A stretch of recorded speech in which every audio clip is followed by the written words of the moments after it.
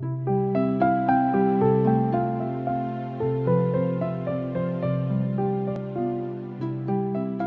session is going to be another interesting session, and I would like to invite Amin for this on the stage, please. Friends, if you can sit down. There's this very interesting saying which says, facts sell and stories tell. So most of us probably are guilty of, on our websites or in our marketing, talking about all the facts, all the great things we can do for them, for our clients and all. But if you can put that in the story format, probably you're going to have 10x the impact. And how, that is what Amin is going to show us. Please hold on for a moment while we ready the presentation, and then we come back to you.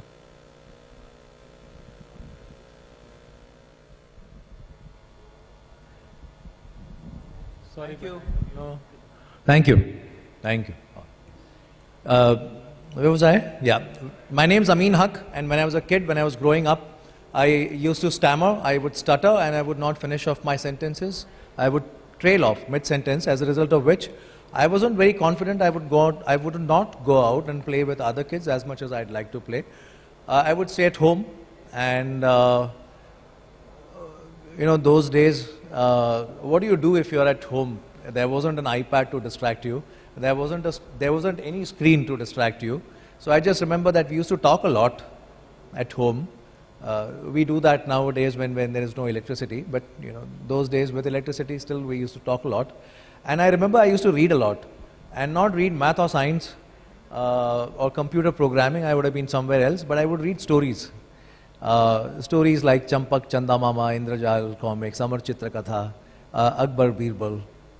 No different from many of you in the room here today. I would read stories like all of you have grown up reading stories. The only difference is that I was over-indexed on stories as compared to most of you.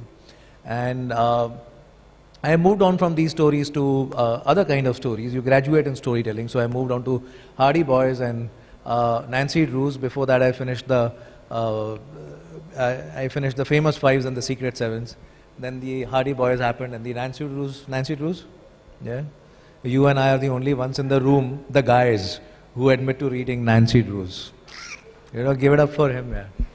Right? He read some Nancy Drews. I read some, Mills and Boone as well. And I thoroughly enjoyed reading those Mills and Boone. And by grade 7th or grade 8 summer holidays, grade 7 summer holidays, I was reading Ramayana. It was part of recommended reading in CBSE. What it means is that, it's okay if you read, it's okay if you don't read, because it's not part of examinations. But I was reading the Ramayana. And in grade 8 summer holidays, I was reading the Mahabharata, which had my mom really, really worried, because normal kids don't do that.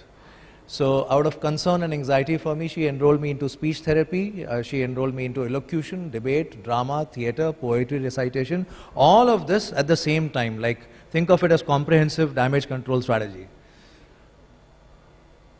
And I'm really grateful to her for that. It helped me a lot. And out of all of these things, I fell in love with theatre. And all I wanted to do was theatre. So I wanted to work in theatre. I directed my first play when I was in grade 9th. I wrote it, I directed it, I performed in it as well along with a few of my friends. And if there's anything remarkable about that play, it is this, that it was pathetic. It was so bad that I am still embarrassed by it. But I had wonderful teachers, and they said, Amin, what you're doing is wonderful. Do more. And they had no idea what they were in for, because now they had to suffer a lot more of what I did. And that's all I did, actually. If I remember, my growing up years, it is a blur, but, I was just doing a lot of theatre, 10th, 11th, 12th, first year college, second year college, third year college. And that's exactly what I wanted to do. But you know how it is growing up in middle class India? You can't choose your extracurricular activities or hobbies as your career choices. You choose what your percentages allow you to do. So I chose what my percentages allowed me to do. I did a course in business administration. Then I went on to do a postgraduate course in advertising, and I got placed from campus. I did a course from Ahmedabad from an institute called MICA, and then I got placed at Ogilvy in Mumbai.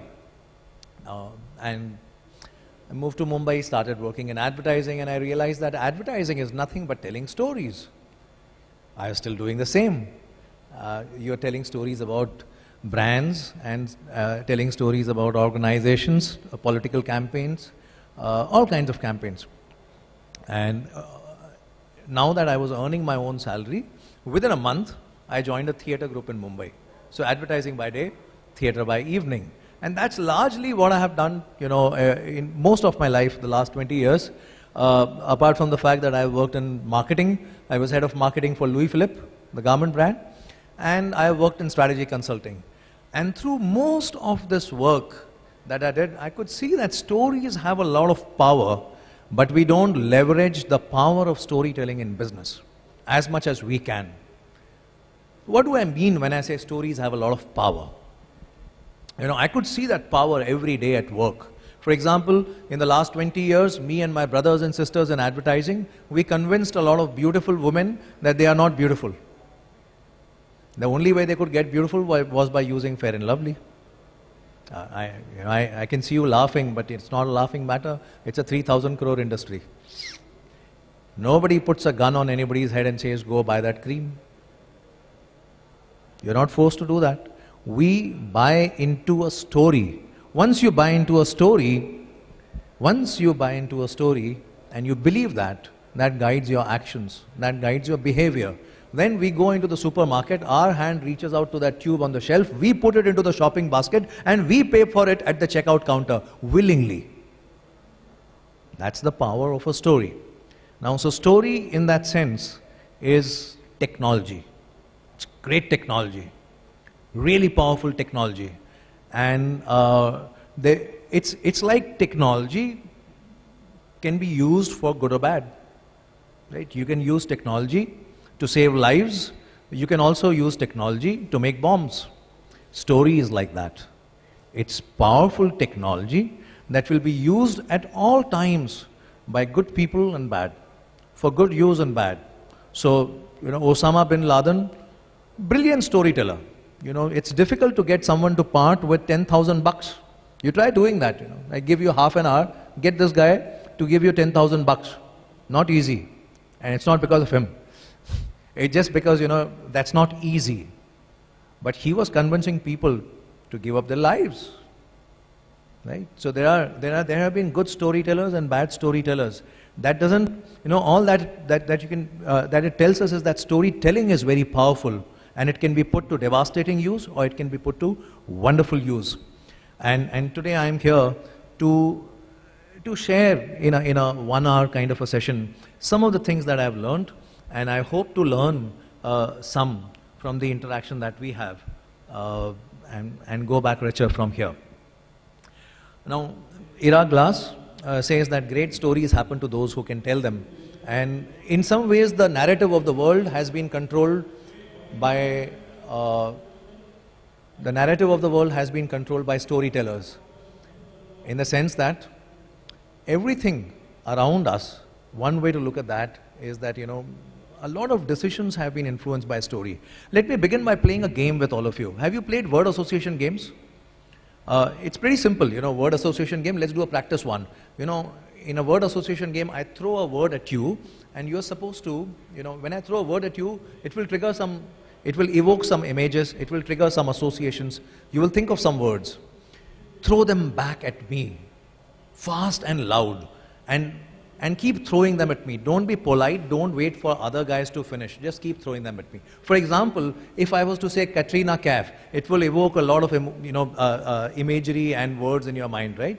But I don't want to hear them, so we'll not use that as a practice round. But let's say I throw a word at you, say Amitabh Bachchan, what comes to your mind? Yep. Keep throwing. Okay, now that you're warmed up, let me throw another word at you. Story, what comes to your mind? Telling, creativity, emotions, communication, grandmother, narratives, bedtime story, children, Aladdin, imagination, childhood. All right. Now everything that you've said is true, but it's only partially true about stories. Partially. Because if stories are all about imagination, fantasy, childhood and grandmothers, then what are we doing here, entrepreneurs? What are we doing here? So let's look at some aspects of story. three aspects of story that I'd like to talk to you about. Number one is this, that we associate stories with children, but adults are the largest consumers of stories in the world. As adults, we consume stories as entertainment, we consume stories as movies, we consume stories as TV series, we consume stories as fiction, biography, but we also consume stories in the form of news. 9 p.m. Arnab Goswami. There's a lot of storytelling there. We also consume stories as commentary. Sports is nothing but powerful stories, right? Somebody has said this, that in the modern world, countries go to war with each other in the sports arena. In the non-war era, we fight each other in the sports arena. But history is also storytelling. You know, from here today, when this workshop gets over, if you were asked to write a blog about this, and if you were asked to write a blog about this, your version of this would be very different from his version of this. What happened here is fact. What gets captured immediately afterwards is somebody else's perspective of that fact. So history in that form is also story. Religion, come to think of it, is also a story. Nobody has come back from dead to tell us which one's true. You keep believing in yours, I keep believing in mine. So adults are the largest consumers of stories in the world. The second notion, not kids, the second notion about stories that I'd like to share with you is this, that stories are of course fantasy, you know, they are also fiction, but some of the most powerful stories in the world are true stories. Some of the most inspiring stories in the world are true stories. The story of 6 guys, 6 engineers who used to work at Patni Computers, who quit their jobs, pawned their wives' jewelry, and started a company that has become Infosys. What an inspiring story. The story of Milkha Singh, the story of a young guy from a very small town called Ranchi, who made a place for himself in the Indian cricket team when all the players in the Indian cricket team used to come from bigger cities. The story of Mother Teresa, the story of Sachin Tendulkar, the story of Dhirubhai Ambani, the story of all the Bansals that we keep hearing these days, the Flipkart Bansal, the Lenskart Bansal, the Myntra Bansal, and many other Bansals. They are inspiring stories, right? The stories of entrepreneurs who've raised funds, the stories of all the unicorns, they are all inspiring stories. So stories are not fiction, they are not just fantasy. Some of the most powerful stories are true stories. And the last notion that I want to share with you about stories is this, that of course, you know, we equate stories with entertainment, with movies, with cinema, but at the heart of great business is storytelling. Any great business is built on the foundations of story. In fact, there are 2 companies in the world that value businesses. Their business is to value businesses. And every year they bring out a report of the 100 most valuable businesses. And this is what they say. They have found that, you know, more than 60% of those top 100 companies, their values is derived not from their plant, not from the machinery, not from physical assets that can be sold, but from something intangible called brand. And story is at the heart of branding. So with that, you know, perspective on stories, let's spend the next 45 minutes or 50 minutes engaging with stories through that lens. And I'd like to ask you, how many of you remember day before yesterday's newspaper headline? Anyone remembers day before yesterday's newspaper headline? No one? How many of you read the newspaper day before yesterday? But you don't remember the headline? How many of you remember yesterday's newspaper headline? How many of you read the newspaper yesterday? Okay. How many of you remember the Thirsty Crow story? Thirsty Crow?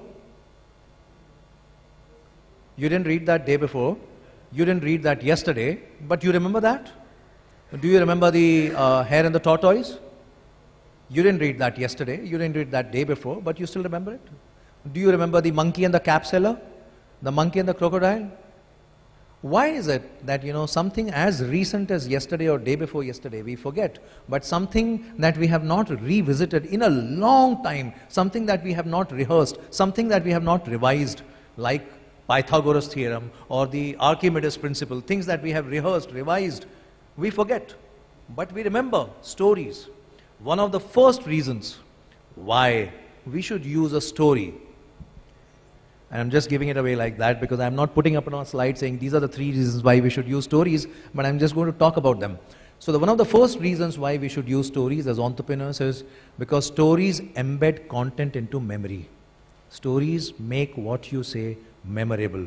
Now you meet a VC, you meet a potential customer, you want him to remember what you say.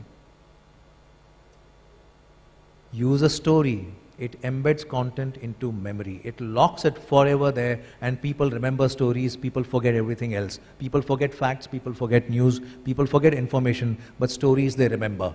Now, a lot of business, and particularly startup business, depends on something called NPS, Net Promoter Score, which in other words is nothing but word of mouth. What is the necessary condition for word of mouth? That I meet you, I say something to you, 2 weeks down the line, you are at a social party, you meet somebody else and you recommend me to that person because you remember what I said to you and you remember that context and you say, hey, 2 weeks ago I met this guy, you must meet up with him because he has a solution for you. That's word of mouth, that's Net Promoter Score. 2 weeks from now, you must remember me and what I said. You don't remember day before yesterday's newspaper headline. How would you remember what I say to you? The best shot that I have at making you remember what I say is to tell you a story. If I tell you a story, you'll remember. So people forget facts, but there's another reason why stories are powerful. Facts don't persuade. Most of the times, when we think that we have taken a rational decision, we are rationalizing the rational decision. But all brain science and all research on decision making has revealed to us that no matter what decision we take, it could be an investment decision, it could be a buying decision, or it could be some of the biggest decisions in life. They are predominantly governed by the emotional side of the brain, not the rational side of the brain. Now you know this, the brain has 2 sides, the left side and the right hand side, the logical and the emotional. 75% of our decision making is informed by the emotional side. Now, if most of you are entrepreneurs and the other guys are in business, I say this, that the moment we are in business, you all are in the storytelling business. Because business is about influencing others. You don't do business on an island where you live alone by yourself. So the moment you are in business, you are in communication with someone, you are trying to influence someone. So the moment you are in business, you are in the storytelling business. Now, if you're using facts, think about this. Some of the biggest decisions that you have taken in your life, can you think of those? The biggest decisions, they weren't based on facts. I can see a lot of you smiling here. I know, those decisions were taken in a data vacuum. It's another thing. I know exactly who you are thinking of, not what you are thinking of. And it's another thing that the data stream is hitting us every morning now. But when we took those decisions, they were taken in a data vacuum. A lot of our decisions in everyday life are taken in data vacuums, including investment decisions and business decisions. Doctors operate and create, and perform critical surgeries in data vacuums. They don't have all the data available. Engineers make decisions and investment VC guys make decisions in data vacuums. You don't have forecasts available how this industry is going to turn out tomorrow. Nobody has seen tomorrow. But you are basing your decisions on, taking that decision in a data vacuum and basing it on heuristics, on past, on history, and feelings, what is called gut, what is called instinct. Let me give an example of what I mean when I say that, feelings are more powerful at persuading and stories are more powerful at persuading than any fact. A good example of that is from many years ago in the Western world. And you know that, in the Western world, healthcare costs are taken care of by the government. Eventually, it's taxed, so, we are paying it in the form of taxes, but the government looks after the healthcare costs. Now, they were running a campaign for senior citizens.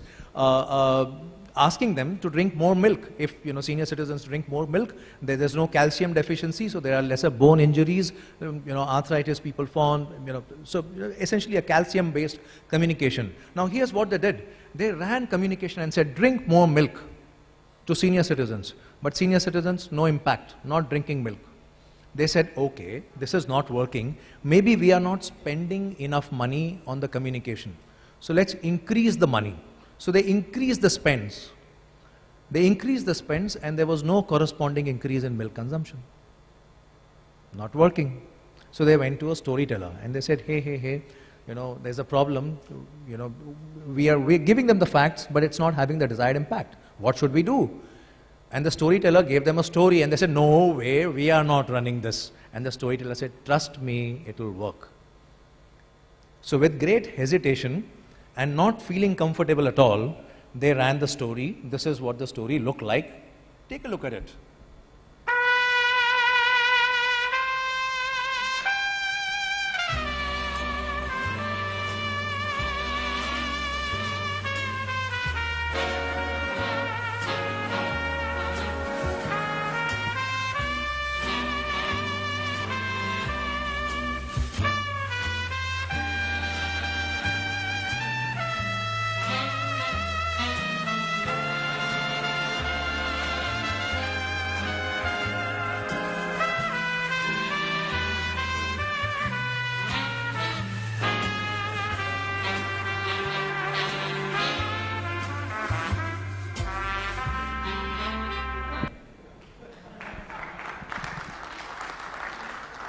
Now, I know a lot of you will laugh and think whatever you will think, but here's what happened.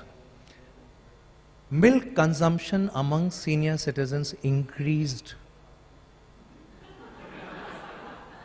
And I know this for sure, that some of you are going to go home and drink milk tonight. Facts don't persuade.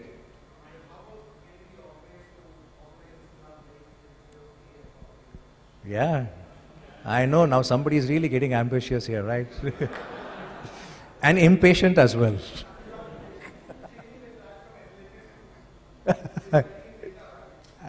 No, data is very important. In fact, I'll talk about data in a bit, and how data also needs to be woven into a story. And data can be woven into a story. In fact, a lot of our work is with data and numbers, right?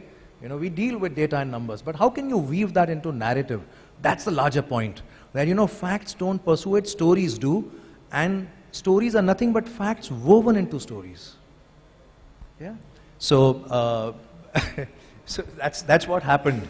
And have you heard of a guy called Masayoshi Son? So that's the second reason why we should use stories. First reason, because stories embed content into memory, they make content memorable. The second reason why we should use stories is because stories persuade. They get the job done. The third reason why we should use stories is because, like I said, a lot of decisions are based on stories. Have you heard of a guy called Masayoshi Son?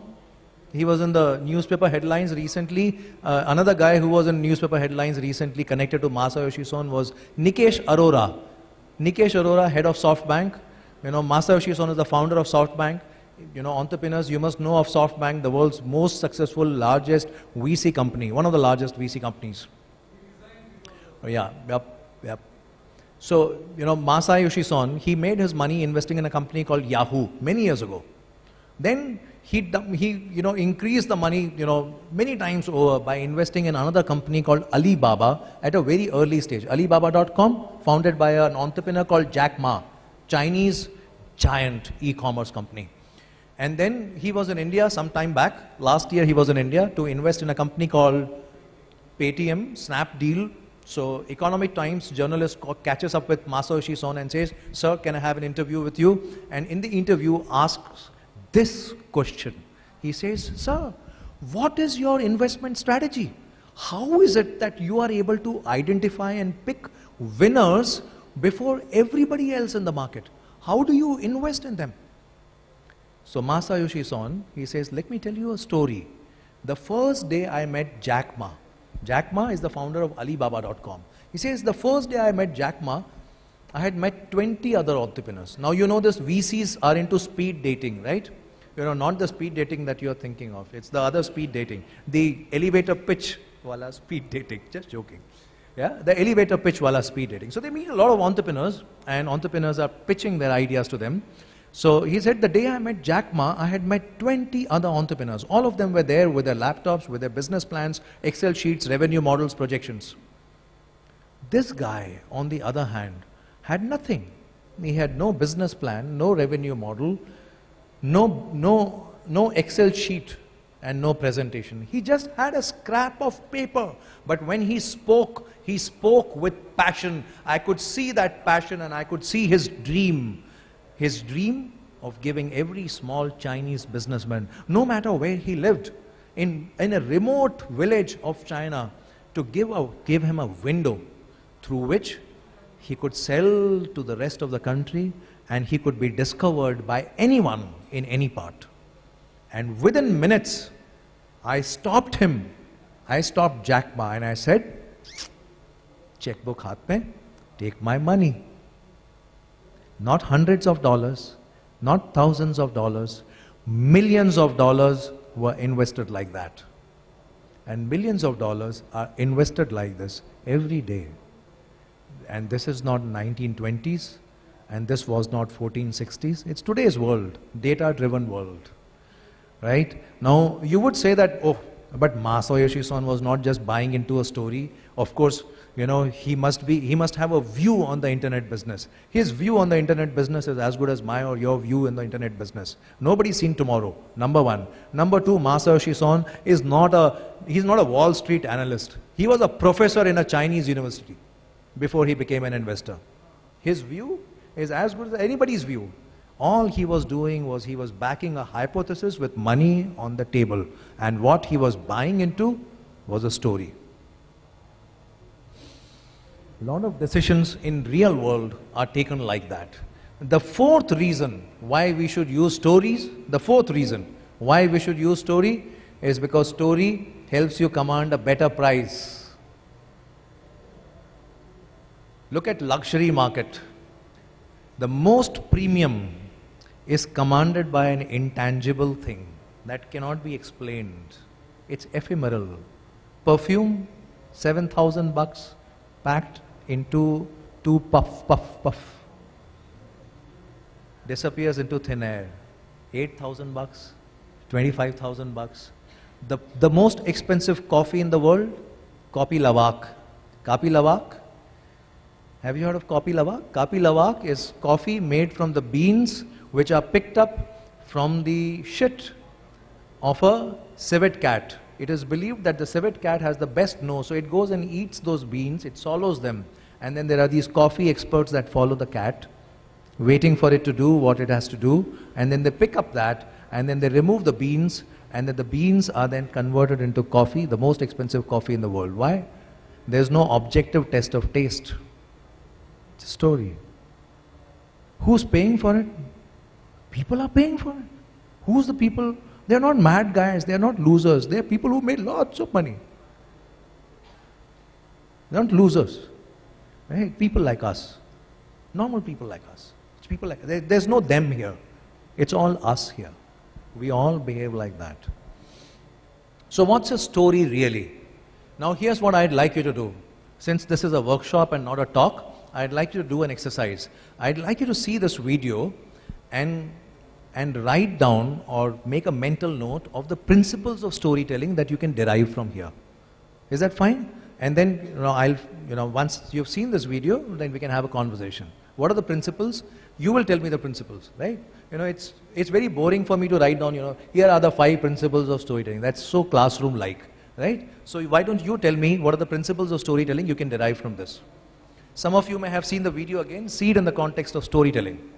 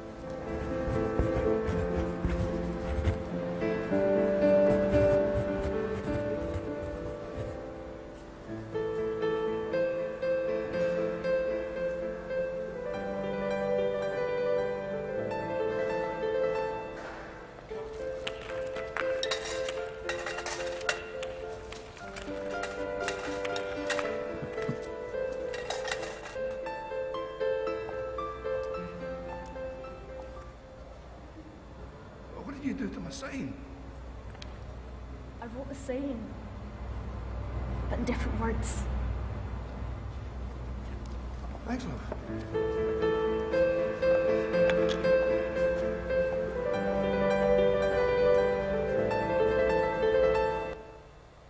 So the lady, he asked the lady, so this, it's easy to be distracted by what is not important here, which is that, I'm not an expert on morality and ethics of begging. So let's look at this very objectively.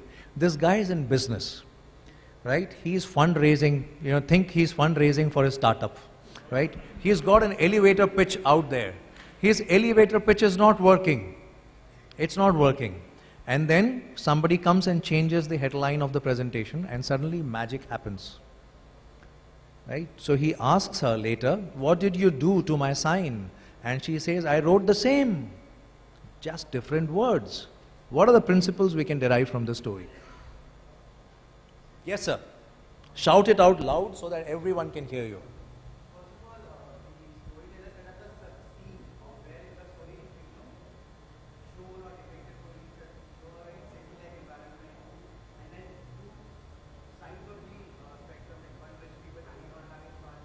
No, but that's a video. But what's the transformation that the lady did? What are the principles we can derive from that? Right. So, context setting, that's what you're saying. Context setting, right? And what my friend here is saying is that, it speaks to the emotion. So storytelling is speaking to the emotion. It's recognizing what brain science has figured out, that decisions are driven by the emotional side of the brain. Now all of you, and I'll just come back to you and just raise the hands once again, raise those hands once again when I ask you for the second principle. But he said, build context. What you're saying is speak to the emotional side. Now, anybody who's in business, and I am assuming everybody here is in business, we must learn the art of influencing, but not the art of hustling.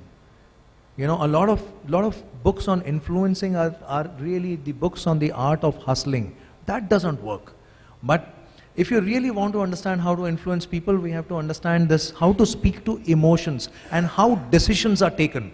How are decisions really taken? How do people choose to vote for, A political party versus B when both the buttons are in front of them? How do we choose to buy A investment decision and not B? Why does a VC invest in one healthcare startup and not in the other healthcare startup? What's guiding that decision?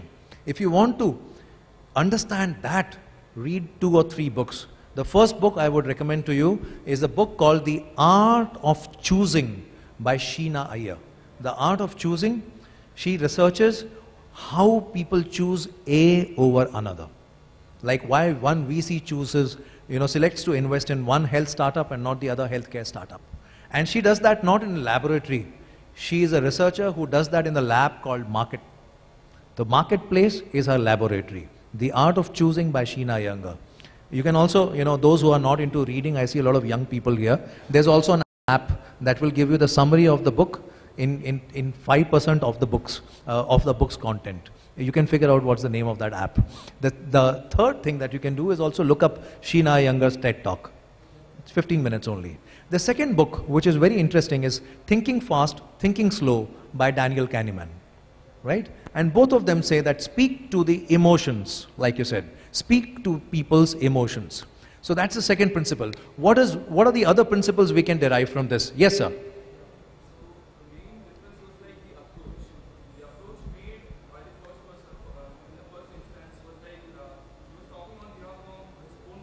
Beautiful. What's your name? Orko is really wonderful. He's figured it out. And he's figured out storytelling because, thank you. That's fantastic. Please sit down. And what Orko is really saying is, earlier, in the first elevator pitch, what was the first alphabet of that story? I. That's not how great stories begin. He was starting the story with I. I am this. I am the entrepreneur. This is what we have done. This is our product. What's in it for you? You. So, the third principle of storytelling, and I'm just paraphrasing what Orko said here, is build common ground. Common ground is when I is moved to later. She moved I to later. But we happens first, then I happens. We. So in this particular instance, she builds common ground by saying, hey, it's a beautiful day. You agree with that and you can see that. So you start nodding in agreement. You know, get somebody nodding in agreement. If somebody is nodding in agreement, you are in a better place to sell them something. That's what she has done. She's got people nodding in agreement. What's the next principle that we can derive from here? It's a positive look. So she has reframed the story. People don't want a sob story. People want a happy story. So this guy was operating from a planet called sympathy. She has changed that to empathy. Sympathy is what an average sales guy uses when he says, sir, quarter ending. Quarter ending, that's you're operating from sympathy. Empathy, here's what you need and here's what I need, So that's a powerful shift, and she does that by reframing the sentence. She makes you feel good, that you got eyes, you can see, but I can't. That's a powerful shift. And how does she do that? With language, with just words. So if you want to be a better storyteller, build your vocabulary, because the tool storytellers use is language, and verbal language, visual language, numbers as language, and having fluency in numbers and how data is visualized. All of these are languages. And you will say that, oh, what are you saying? I am 30 years old, you are asking me to build vocabulary? I can't emphasize how important vocabulary is. Just look around the world. All leaders have richer vocabularies than followers. CEOs have richer vocabularies than employees. Political leaders have richer vocabularies than people who vote for them. Spiritual leaders have richer vocabularies than the people who pay them money that keeps them in business. All leaders have richer vocabularies. Build vocabulary. That's the only way, because that's the only tool you have as a storyteller. Now, if you are a soldier, you will take out your gun every day, polish it, check the spring, work on it. The tool of a storyteller is language. Work on that. Build your vocabulary.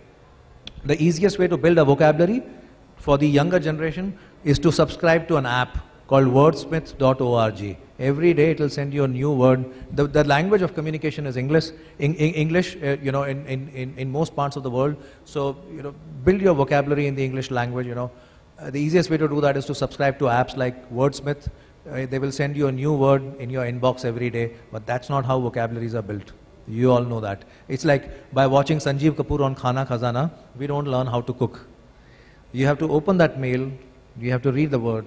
You have to use it 5 times a day during the day. Then it gets added to book. And that's the most difficult part, by the way. Doing this after 1 month, on the 30th day, when the 30th mail arrives to the inbox, and resisting the temptation to move it to a folder called Saturday. But those are the harsh truths of life. If you read books like, 7 Habits or 8 Habits of Effective People or Leaders, you will figure out that, most of that is fairly commonsensical. Most of that requires something called discipline and very boring work called hard work. Yeah, so build vocabulary, build common ground. Don't state the obvious. Another reason why I say, you must build vocabulary is because words lose power with overuse. And there are a lot of words and jargons which are used in the startup world that have completely lost their power. And when you use them thinking that, oh, this is the word which is in trend, these words are coming out of VC's ears. They don't want to hear them anymore. They lose their power.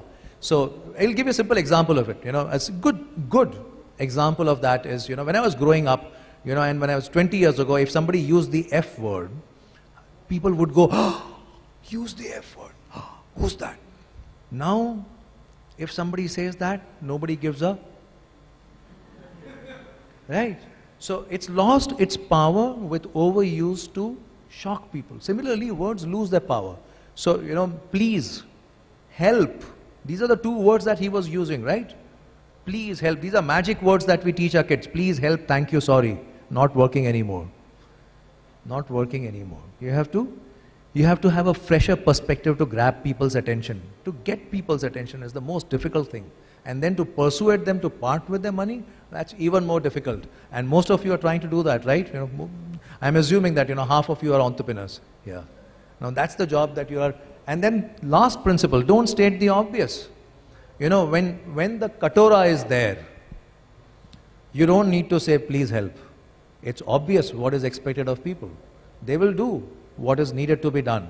Don't state the obvious. So now go back to your presentations and look at the slides and see how much of obvious is there and what can be removed from there. A simple definition of storytelling for me is truth well told. There are two parts to this. The first part is truth. Anything that's not coming from truth, falsehood has a very short shelf life. Eventually catches up. So work from the truth. But as you saw in this example, truth alone doesn't work. It needs to be beautifully articulated for it to be impactful. So truth meets well told, then it becomes a story. But then you have to live that truth as well. So if you are in a startup and you say, this is my solution, are you living that solution yourself? Can we see that on you? For example, when Narayan Murthy would tell the world, when he would tell his employees, fly economy, he would have to fly economy himself. So you have to embody that story in yourself. It's not just for speaking, you have to live that story, right? And all stories are about emotional transportation. They are about moving people from point A to point B. Now, you must be thinking, earlier I said, we are all in the sales, we are all salespeople because we are all always selling ideas. The second notion that I am saying is that, we are all in the transportation business. We are transporting people. How are we transporting them? We are transporting them from point A to point B. Point A is what they think, feel, perceive, believe right now before your pitch. Point B is where you would like to move them after your pitch. So that's the emotional state where we'd like to move them to. And a good way of preparing your pitch is before your pitch, ask yourself this question. What is point B of my presentation? What is the destination where I want to lead people? And if you make that as a template in your presentation template, the first slide should ask me the question, what is point B? You will see that your presentations get more structured, and anything that's not leading up to point B goes out. Your presentations become 30% lighter, and everybody loves a guy who has fewer slides. So that's broadly what I had on storytelling as a foundational sort of concept. Let's move a little further from there and say, how do we use this to build the story of say, my startup? How do I tell the story of my startup in a very simple, short, 1 line or 2 lines? So I'm going to share with you a framework, a simple framework. Think of a good metaphor for your story and say, what's a good way of describing what my story is? Or let me give you an exercise. Do this, a good way of thinking of your startup pitch is actually to do this. Fill in the blanks in this sentence. For XYZ, and XYZ is the name of your company. For XYZ, the world would be a better place if dash, dash, dash. Fill in the blanks. What's that articulation for your company? And if you're not making the world a better place, why do you exist in the first place? Why does the world need you? Why does it need another startup? So, again, think of this. Why don't we actually do this? Why don't we write this down? And then why don't some of you share what you have written down? Do you need some help with this? Shall I give you some examples? Some of them are very bad examples, and I'm deliberately choosing them to show what's the difference between a good story and a bad story. Yeah? Okay, first example. Many years ago, telecom company came and said, what's the problem we are solving? What's the problem in telecom right now? Call drops. Now, it's not a new problem, it's a very old problem. You would get into the elevator, call drop. You would go into the basement, call drop. You are in the city, phone works. You are between 2 cities on the highway, call drop. So they said, what if? Imagine a world where, and told a story.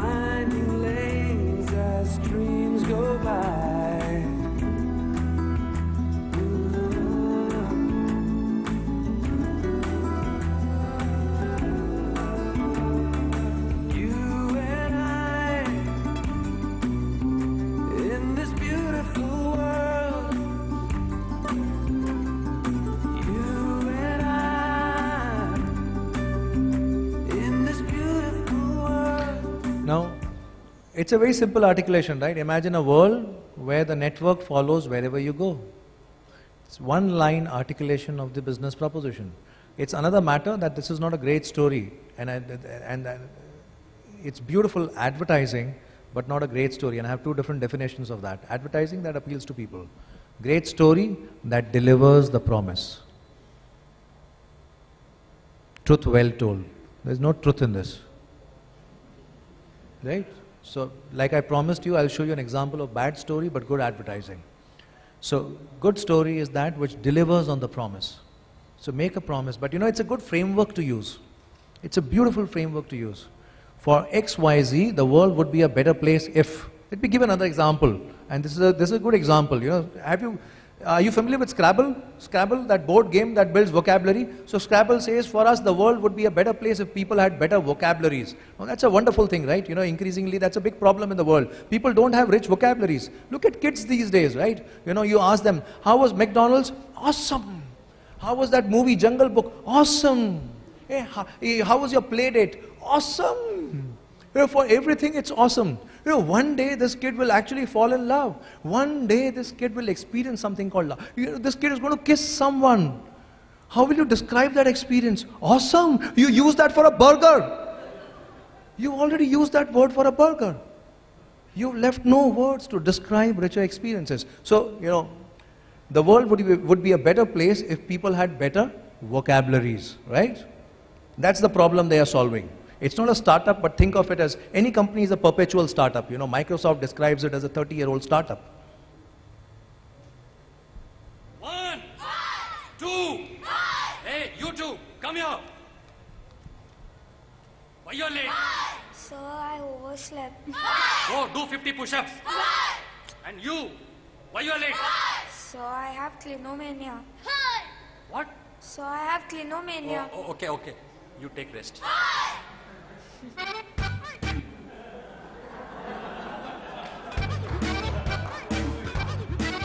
Play Scrabble, learn more words.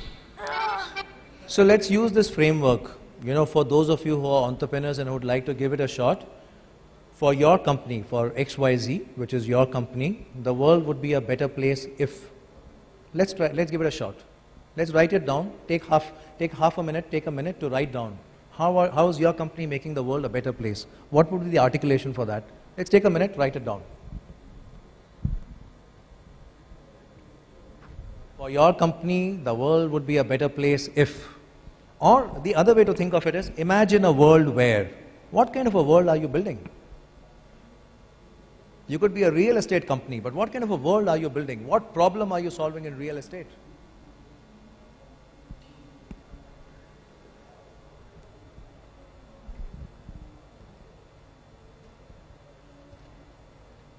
Describe what your startup does in one line. Can you describe it in one line? Without getting into technical details. Without saying, oh, you know, let me say one line, then I need 10 lines after that to explain the first line. Just one line. What are you doing? How are you making the world a better place?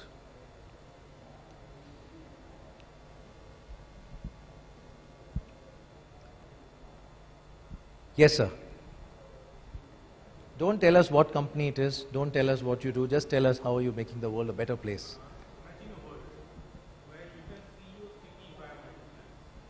That's beautiful. You know, we already can imagine that, you know, it's something to do with AR, VR, multiple sort of mapping, etc., right? So you don't have to say that, but imagine, you know, you got not 2 eyes, but you can see the city through 1,000 different eyes. There are eyes all over the city. You can choose which angle you want to see the city through. That's a simple, beautiful articulation. And you can take it a little bit notch higher in poetic sense, but it's already working well because people understand what it means. Very nice. Thank you for sharing that. Anybody's got anything else? For your startup, the world would be a better place if. All right. Now, there's one more hand here. There's one more hand here. Okay, let's take one. Yeah. And I'm just going to be, you know, ruling in favor of gender diversity here. Imagine a world where you can reach everywhere on time by just being online. Imagine a world where you're speaking of this in Calcutta, right? Imagine a world where you can reach anywhere on time, anywhere on time, without actually going there, physically. That's beautiful. How can you reach a place where you really want to reach without having?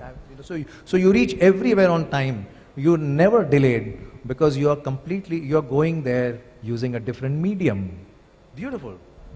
Beautiful, right? It's a simple articulation. You don't have to explain technology. You don't have to say, this is what we do. We've built a platform. We've used this .NET, or we've used Java, or we've used, this is our architecture. What's the benefit? How are we changing the world? Very nice. One line framework, right? Okay. Now, I would like to bring this to a closure. And while I bring this to a closure, I'd like to, I'd like you to walk away with some stories in your story bank. So one of the stories that you can walk away with is the story that I just gave you, one simple framework. I can use that to build your elevator pitch. Elevator pitch. The other story that I gave you, as a gift was the first story that you saw on the video. You can use that to improve your articulation and say, can I reframe my story? A lot of our stories are like that first pitch, I'm blind. How can we move from that point to the point of better articulation where people are impacted to do what we really want them to do? It's a beautiful day, but I can't see. So move to that. The third story that I can actually give you is, where do we find stories? People actually, one of the most often asked questions is, where do I find stories? There are three sources for stories. The first source for story is your own life. And there are enough stories there. The second source for stories is the organization that you work in, the marketplace, the environment that you work in. And third place where you can find stories is life itself. Ramayana, Mahabharata, your neighbor, other people, and entrepreneurs, and sports. Sports is a wonderful metaphor for life. So let's work with the first one. When you're building a story bank, reflect on your own life and see, what are the stories there. A simple way to do this is actually for us to do an exercise. Everybody, right now, pair up with somebody on your left or right. It should not take you more than 3 seconds. 3, 2, 1. Like how many engineers does it take to change a light bulb? Is everyone in a pair now? Yes or no? All right. Are you all in pairs? Get in pairs. And if there are some of you are in trios, then I would want. Then you be an observer. Then you be an observer, right? So here's now what I would like you to do very quickly. Turn to your partner and share with your partner the story about the proudest moment of your life. But when you share that story, don't share that as an event. Share it as a story. What do I mean by an event and a story? An event is something like this. The proudest moment in my life was when I was 28, I was made a creative director. That's an event. Why does it mean something to you? Why is it special for you? Why, when I asked you to share the proudest moment of your life, out of all the moments you're choosing this one, it must be something significant. Explain the significance of that. For example, and just for example, as compared to the first example that I shared with you, here's a story. In my family, I have 3 elder brothers, 3 elder sisters. All of them, 3 of them wanted to be doctors, 3 of them wanted to be engineers. They were well on their way to being that. I was the 7th one, and I don't know what happened to me, but I think, my parents, they had exhausted all the genes on the 6 ones. So, I had nothing left. I got nothing when it came to my turn. So I was a complete duffer, and I had no ambitions of becoming either a doctor or an engineer. When my parents asked me what you want to be, and when I said what I wanted to do, they were shocked. They said, literature? But that's what I did. But I was aware that, I had let them down. They would show off my brothers and sisters and they would be embarrassed about me. So when I joined the ad industry, I worked so hard. I burned the midnight lamp, and at 28, they made me a creative director. It gave me no pride and no joy that the clients looked at me differently. It gave me no joy that my peers and colleagues looked at me differently. But when I went back home, it made me really happy that my family saw me with new eyes and new pride. Now that's a story. As compared to the first one, that's an event, right? Now that was just an example, by the way. So that's what I'd like you to do. A proudest moment, it could be from your childhood, from your personal life, from recent professional life. But think of the proudest moment of your life and share that with your partner. Now, most of you will say, you go first, you go first. We've got only 2 minutes, so one of you go. Yeah? Proudest moment. Just one story.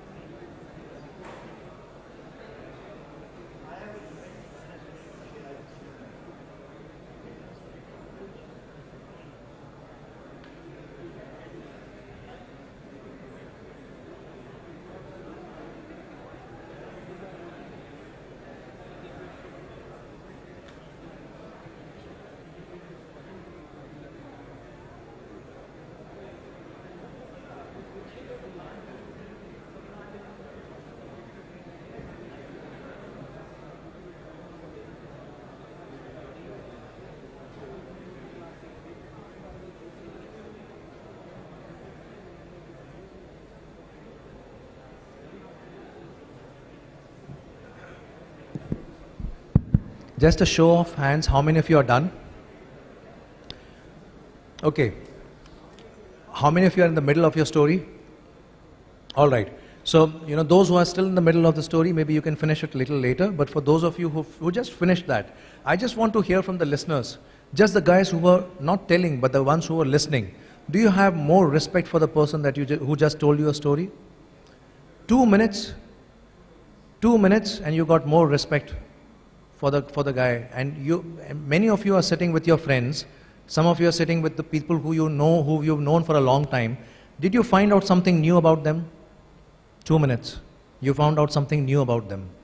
And what you found out about them is really powerful, because that's a key milestone in their life. It's a turning point in their life. We are shaped by our experiences, and these are fundamental experiences. And if you work in a company and your team leader doesn't know the story about you, he doesn't know why to choose you for that challenging assignment.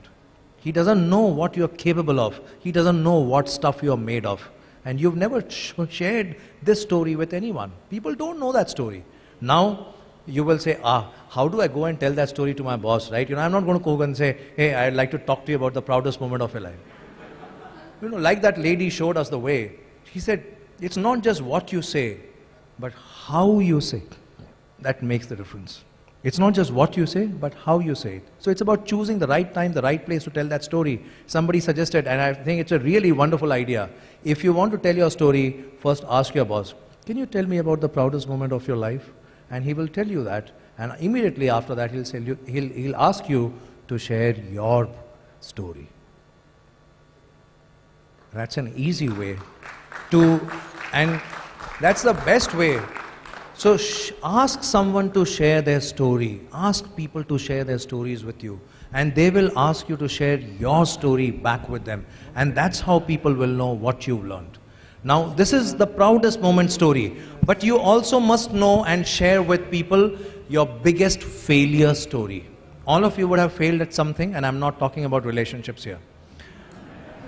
But all of you, most of us have failed at something or the other in life. What is the lesson you've drawn from that? That's a very important story to be told. And when you don't tell that story, you've not let people know what you're never going to repeat again. What is the lesson you've learned? Also, when you don't spread that story in your organization, If you made a failure and that story doesn't go viral, if the story of failure doesn't go viral, the failure goes viral. What do I mean by that? If you don't share what you've learned from the failure, that failure is bound to repeat itself in your organization. So tell the story of failure. That's an important one. And lastly, those are three sources I just demonstrated. The first one, look at your life, you'll find stories there. Look at your working life and organization, you'll find stories there. Use that to build your story bank. The last story that I'll share with you is in the third category. Stories are all around you. Use them. In the line of entrepreneurship, we often face moments which are like, the darkest point or the lowest point, where we need some motivation. There are stories that can help you. So I'll end with that story about entrepreneurship and about a poem that I've written for entrepreneurs. People like you, people like me, people who are mad. Because I truly believe that the world is made better by mad people. Practical people didn't contribute much to the world. It's the mad people. It takes madness to believe that man can fly. Normal people don't think like that. Then it takes an even crazier guy to take the leap of faith and build a machine. And then take an even crazier guy to risk his life and get onto that machine which will reach 40 feet. You can fall and die. But who will do that? Only mad people made the world a better place. So 1989, I know there are many mad people who are sitting here who quit their jobs, who are chasing a wild dream called entrepreneurship. People are saying a lot of things to you, but believe in your dream. The year was 1989, and I'll tell you the story and I'll end with a poem. 1989, India had gone to Pakistan to play a 5-match test series. How many cricket fans here? Now this is what happened. You're playing Pakistan. Playing Pakistan is not like ordinary cricket. It's like the Third World War. That's not how it should be, but that is how it is. India had gone to Pakistan, home ground advantage. Very important to win a match, because if you come back, you don't just lose face. 2007, when India lost to Pakistan, Dhoni's house got stoned. Right? That's what happens. So very important to win. This is how the match turns out. First test match ends in a draw. Second test match ends in a draw. You have to win one test match and you can win the series from now. Right? The third test match ends in a draw. Tension is mounting. 2 tests remain. The fourth test match begins. The first innings is over and both the sides are level. Barabar, barabar. And the next inning begins. You win an inning and you can win the series now. The next innings begins and Pakistani bowlers have crushed India's batting. And the score is nothing. 38 runs only and 4 wickets back in the pavilion. 4 batsmen back in the pavilion. 4 batsmen back in the pavilion is like India's entire batting department back in the pavilion. After that, no batsmen left. Only fielders and bowlers will come and bat. Who's responsible for this? 2 of the best bowlers in the world, Wasim Akram and Waqar Yunus. And who's back in the pavilion? India's legendary opener, Shrikant. Gone back. Ravi Shastri out for 0. Mohammad Azharuddin out for 4 runs. And Navjot Singh Sidhu as an opener standing here, he's seeing wicket after wicket fall. Because Wasim Akram and Waqar Yunus are in a zone. They are bowling at 140 kilometers an hour. Nobody can see the ball. And out comes to bat Sanjay Manjrekar, the 4th batsman. He knows he's the last experienced batsman. After him, there's no one. If he doesn't build a partnership, finish. So he tries his best, but he can't even see the ball. 4 runs and he's clean bowled. He's so upset, he's so dejected, he's jumping up and down, throwing his bat, swearing. When looking at him, Sidhu says, "Arey, why are you doing all this, man? You to just have to go and sit, na? I have to face the balls that I can't even see." It's that bad when out comes a 16-year-old boy. And he takes the stance, and the first ball from Waqar Yunus hits him on the nose. He's oozing blood, and he's flat on the ground. And Sidhu, he tells the story. Sidhu says, "I took one look at that guy, and he said, he's gone. Ye to gaya." And people surround that little kid, and commentators are now talking whether 16-year-old should be allowed to play a sport like this. There should be a minimum age, like license ke liye jaise 18 years hota hai. And all of this is going on when out comes from the pavilion India's physio, Dr. Ali Rani. And Ali Rani says, You know, he brings out an ice pack. Sidhu sees the ice pack and says, "Ab to pakka gaya." And so he comes and applies the ice pack. And in cricket, you know, there's a rule. If you're not out, you can retire hurt and come back and bat again. So Dr. Ali Rani, you know, tells this guy, "Why don't you come out with me? Let me fix you up and you can always come back and bat again." And this little kid, Tendulkar, he says 2 words in Marathi accented Hindi. He says, "Mai khelega." He's still bleeding. And he says, "Mai khelega." Sidhu can't believe his ears. Out of concern and anxiety for that little kid, he goes close to him, puts his hand on the shoulder and says, "Listen, if I was in your place, I would go back." And the little kid says, "Mai khelega." And Sidhu backs off. He just backs off. And he gets up and he bats and bats and bats. And the guy that we know as the god of cricket wasn't born 16 years ago. He was born on that day. Legends are born on the days when they decide to dig in their heels, when the going gets tough. And his first international half century was scored on that day, on that ground. And Shakespeare has said this. You know, Shakespeare has said this, that the world is a stage and we are all actors. You know, Rajesh Khanna said that in a Hindi film, right? Ye duniya ek rang manch hai, hum sab kalakar hain. I would just modify that to say this to entrepreneurs, that the world's actually a cricket pitch and we are all batsmen.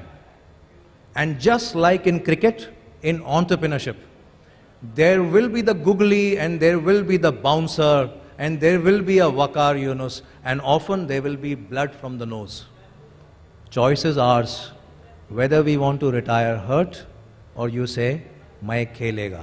And if you say, "Mai khelega," then you are the Tendulkar of entrepreneurship. So it requires insanity to make the world a better place. Now, how many of you get Hindi? If you get Hindi, then you know, I will just say this in praise of insanity, that आओ थोड़ा पागल हो जाएं, आओ थोड़ा पागल हो जाएं, आओ तेज हवाओं से लड़ जाएं, आओ थोड़ा पागल हो जाएं, आओ पैसों को ललचाएं। भाई पैसे का लालच सब करते हैं, बट पैसों को हम ललचाएं। आओ पैसों को ललचाएं, उससे उल्टी दिशा में जाएं, अगर रास्ते में वो मिल जाए तो उसको कर दें टाटा बाय। आओ थोड़ा पागल हो जाएं, तेज हवाओं से लड़ जाएं, आओ आसमान के सारे तारे अपनी जेब में भर के लाएं। भाई छलांग लगाओ तो ऊंची छलांग लगाओ। Go for the moon, go for the stars. आसमान के सारे तारे अपनी जेब में भर के लाएं, तारों से कंचे खेलेंगे। चांद हमारा स्ट्राइकर होगा। ये कोई बेमानी सा सपना नहीं, ये बेमानी सा सपना नहीं, जिद पे अड़ जाएं, इसी सपने को सच करके दिखलाएं। आओ पागल हो जाएं, तेज हवाओं से लड़ जाएं, आओ मौत से दोस्ती कर लें। The biggest fear is the fear of death. आओ मौत से दोस्ती कर लें, उसको पार्टी में बुलवाएं, उसके घर में आए जाएं, हाय हेलो करके आएं और दिल से मौत का डर हटा के जिंदगी से मिलने जाएं।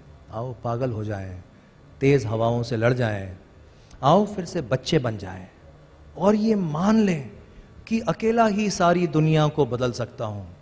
Only mad people believe that they can change the world, and children. So let's be like kids and believe that I alone can change the world, because it's those who believe who actually do it. आओ थोड़ा पागल हो जाएं।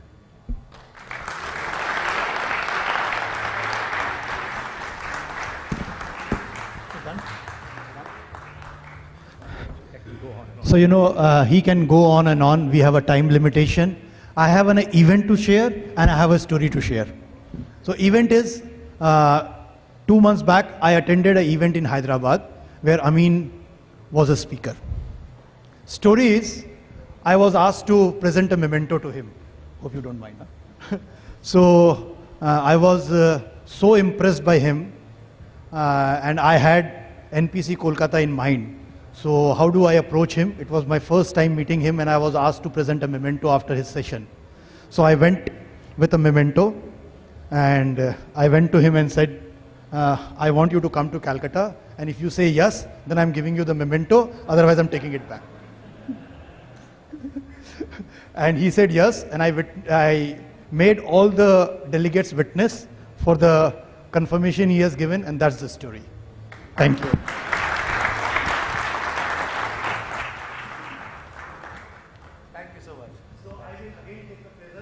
of presenting the memento to Amin. Only challenge is don't extract another promise from him. He has kept his promise, so I have to no more, you know. So, hope you like this. Presenting a memento to Amin.